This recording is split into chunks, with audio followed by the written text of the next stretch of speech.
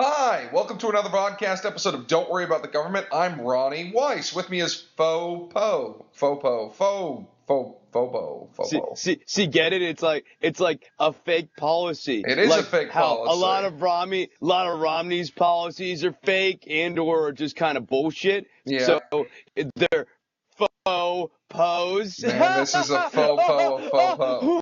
Yeah. So, See, Romney that was a today joke. spoke at the Virginia Military Institute, a private military school in Virginia, obviously. And Just like Romney to speak at a private school.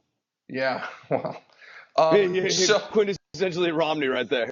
yeah, he obviously everybody thought this was going to be the speech that dictated U.S. foreign policy for the rest of the 21st century and beyond. I don't know. I was maybe disappointed. Were you maybe disappointed? It's hard to be disappointed with a speech as strong as this one. Oh my God! All right, enough sarcasm. Yeah, This sucked. I mean, I was sucked. I was underwhelmed.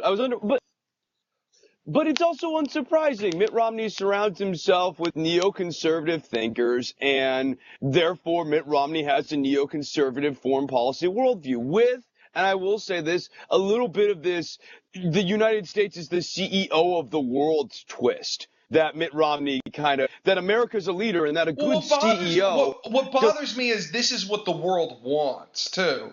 That I found Yes, well, that's what I'm particularly saying. offensive. I mean, With the who is CEO, a good Romney CEO talking to? fights. You know what? This just occurred to me. Maybe who he's talking to are exiles. Because Romney's not out traveling the world, actually talking to people on the ground in these countries. When he is, he's pissing them off, telling them that their Olympics sucks. But, I mean, seriously, who is he talking to from actual countries who is going, come in and dictate policy to us, Mr. Romney?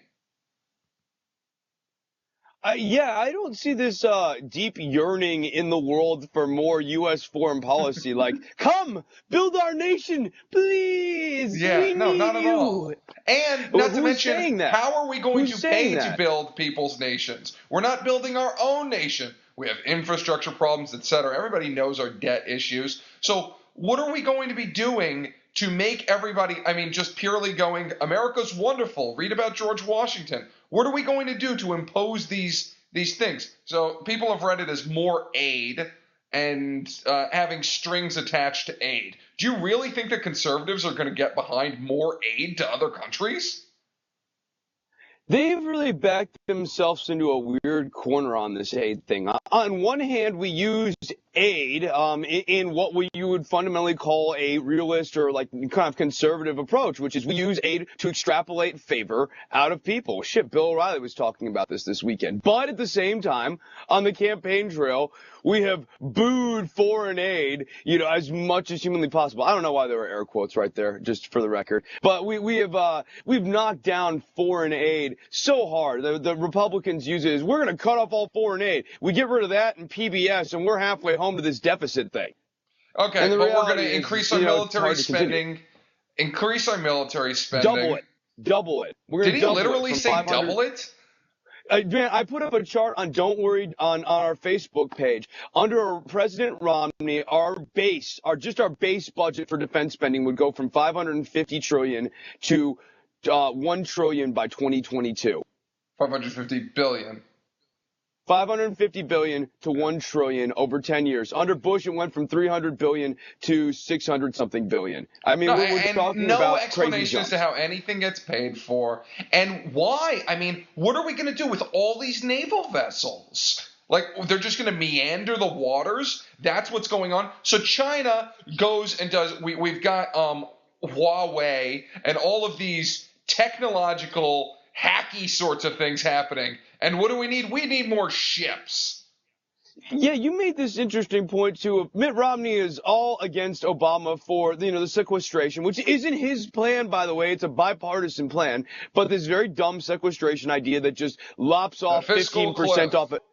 The fiscal cliff, well, that's also the Clinton tax cuts. The sequestration lops off 10% off of everything evenly. And it is kind of a dumb approach to doing defense cuts. You should just lower the budget by 10% and make defense work inside of that confines. That's a whole different ball of wax. You brought up this point of, okay, so it's okay to go after the president for making, just loose cuts. But what about loose spending? The idea that we're just going to buy more boats and that's somehow going to rectify this problem? What is that? I really hope that I'm sure, I know for a fact that there is a portion of America that just wants us to have a strong military with no thought as to what that means or what it would take. I really hope that that's not many voters right now. Let's go to your favorite topic, Israel. I want to talk about the Navy. It's so small. Obama killed it. Well, yeah, no, Obama, I'm just kidding. The smallest navy since the 14th century. Yeah. 1916. Not true, though, right? War this I. was fact-checked that George Bush. I don't even. Yeah. But it's also contextually random as shit. Okay, what does a small navy mean? Are we using the old boats from the 1916 era? If we stood that standing navy up against our navy is currently weaker than 100 years ago. I mean, seriously. Yeah, that's a good point. All right, Israel, let's close with that. Sure. You want to hit it? Well, I guess, yeah, my issue here is it's always the entangling alliance. It's the stuff that Washington, addressed in his farewell address of a beware of the entangling alliance. Mitt Romney says that the world must never see any daylight between the United States and Israel. And I just think that this is... I understand why we say this. I'm not saying I would rather we didn't. But there's I understand a bigger why problem we do. than that. There's a bigger problem, and the problem is within the same speech, he goes, "No daylight between us, but we're going to help with the Palestinian solution." Yeah, two-state solution. Okay, how? How are you going to have negotiations? What do you think you are offering when you have already positioned yourself with one of the sides? You can't do negotiations that way. So help me God, if at the next debate they discharge the implementation pod again, I am going to flip a shit and write hate mail to Candy Crowley, because this is the most important part with any policy, either domestic or foreign. You have to explain how you're going to get there from here. How are you going to stand with Israel, make sure there's never any daylight, while actually having a peace process with the Palestinians that they're actually satisfied with, that they believe in, that they think is a credible peace process? Because right now, it sure looks like a President Romney would be Israel's lapdog. And that's not awesome for foreign relations in the Middle East. It's just not. Let's just go with one last thing that pissed us off with this speech. Sure. You first or me? I think you set it up, my man. I got to go first last time. The fact overall that he really has no differences other than a much bigger budget with Iran and Syria. I don't know how that actually comes into play. I don't want to get into that. We don't really have time. But Iran, there's no difference. There is literally absolutely no difference between what he had to say and what Obama. And Afghanistan, it's we want some leeway. For the most part, there's not much difference between the two of them. On the Iran thing, if you're gonna take what he says in the speech. If you're gonna take the Iran thing seriously, what he says with Israel, I guess he is technically committing to, if Israel attacks Iran, we're going to attack Iran. That's not a position that most Americans are in favor of. I was just looking at the numbers of that last night. Well, in the end, though, when you say what does any Romney daylight actually between the do? U.S. and Israel, what Romney does and what he says he's going to do have always been an issue. More empty words. Problem. If we're to believe him, he's now committing us to, if Israel attacks if Israel attacks Iran, we'll attack Iran too. If you're really going to believe, if you don't believe that, then Mitt Romney is back to saying one thing while doing another. That old classic number.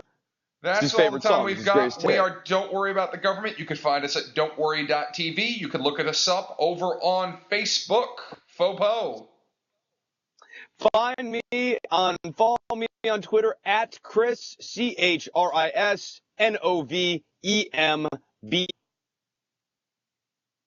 RINO. I'm up here. Bye, guys. I know.